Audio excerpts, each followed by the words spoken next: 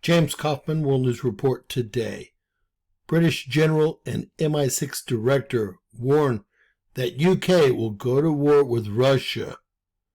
These people are sociopaths. The entire government is filled with sociopaths, and I wouldn't go to war under their direction for all the rubles in India.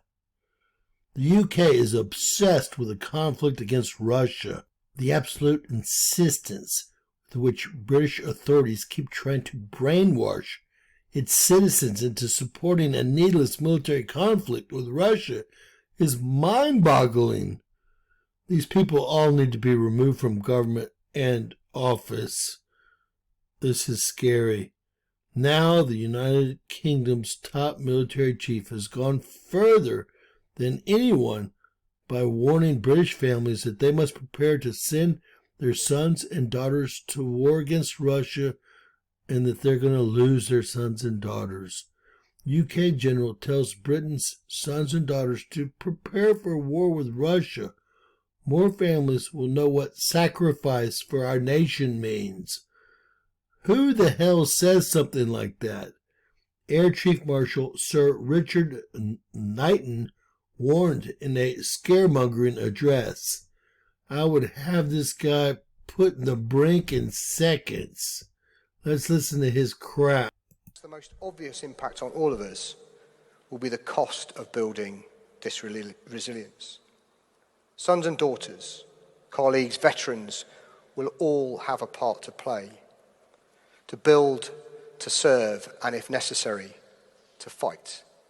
And more families will know what sacrifice for our nation means. The comments follow a separate speech by Blaise Metrovelli, the head of MI6.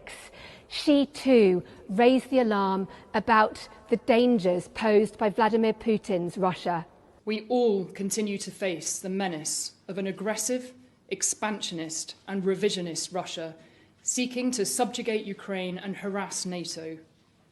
I find it harrowing that hundreds of thousands have died, with the toll mounting every day because of Putin's historical distortions and his compromised desire for respect. The two speeches underline the growing concern inside defence and security circles about the threat posed by Russia and the need for the whole of society to be prepared to respond.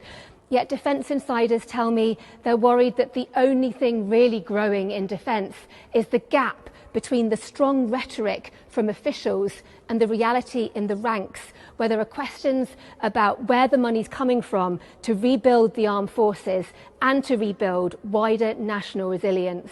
Is there a risk that the only thing growing in UK defence is the gap between the strong rhetoric from people like you about the need to rebuild strength and the reality in the ranks, where they're facing potential cuts of capability and no clarity on how we're going to fund a whole-of-society approach to resilience?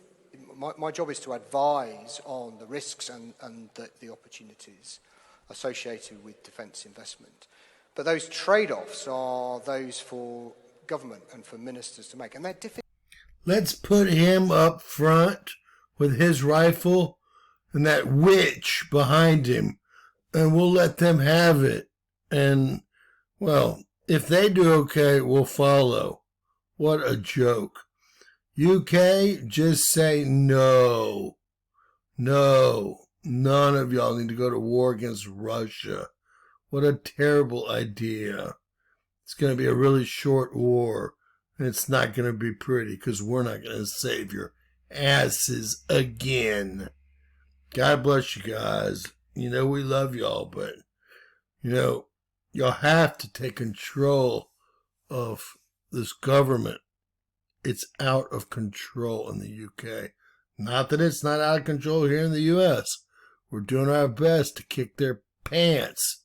But I need y'all to fight harder in the UK and quit allowing these bullies to push y'all around like y'all are children. They work for you. Remember that. They work for you. You don't work for them. God bless you guys.